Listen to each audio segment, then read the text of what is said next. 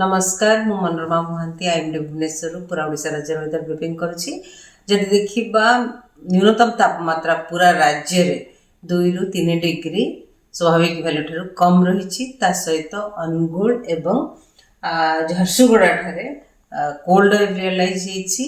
आ सबुठु lowest minimum temperature record करा जाइछि फुलबाणी ठारे 7.2 डिग्री सेल्सियस।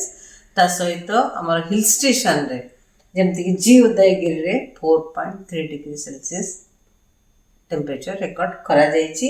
आउ कामहा जगह कुहुड़ी मध्य रेकॉर्ड करा जाइछि, घन कुहुड़ी रेकॉर्ड करा जाइछि।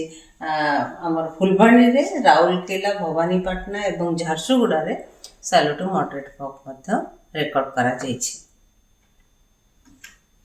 आउ 7 रु 8 स्थान रे मिनिमम टेम्परेचर किंबा न्यूनतम तापमात्रा 10 डिग्री किंबा ताठू कम रेकॉर्ड करा जाइछि।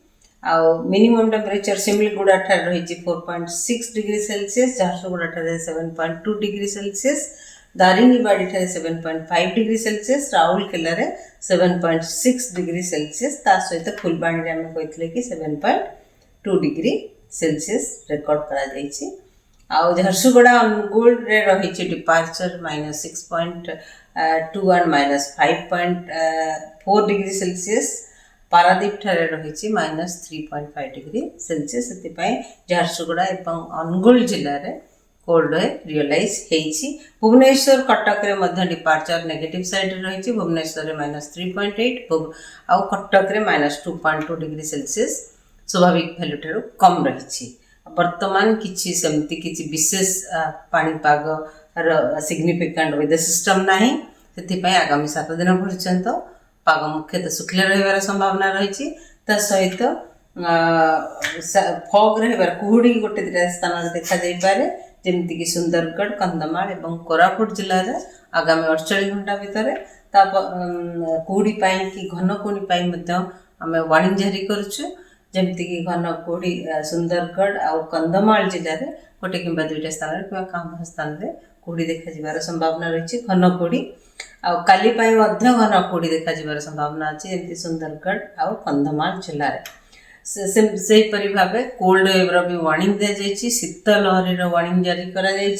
शीत लहरी आगामी 2 दिन जमती कि झारसुगुड़ा, सुंदरगढ़, अनुगुल एवं काली पाई मध्य झारसुगुड़ा, सुंदरगढ़, अनुगुल जिले में काम स्थान में शीत लहरी हबार संभावना रही। ता सहित 10 तारिख और 11 तारिख रे मध्य शीत लहरी देखा जे किछि जिले में जमती कि सुंदरगढ़, झारसुगुड़ा, अनुगुल, कटक, खोर्धा, जगतसिंहपुर, सोनपुर, कलाहांडी, कंधमाल एवं कोरापुट जिले में काम स्थान में शीत लहरी देखा संभावना रही। ठंडा रहिबो आगामी 7 दिन पर्यंत, किंतु शीत लहरी किछि जिले में जमती मेंशन करा जाइछि लोकल रे हम इंडिकेट करिछु शीत लहरी रहिबार संभावना रही। न्यूनतम तापमात्रा जदि आम पूर्वानुमान करबा आगामी 7 दिन मध्य विशेष परिवर्तन हबार संभावना नहीं, किंतु 2 डिग्री भितर गोटे कि 2 डिग्री भितर कम हबार संभावना रही।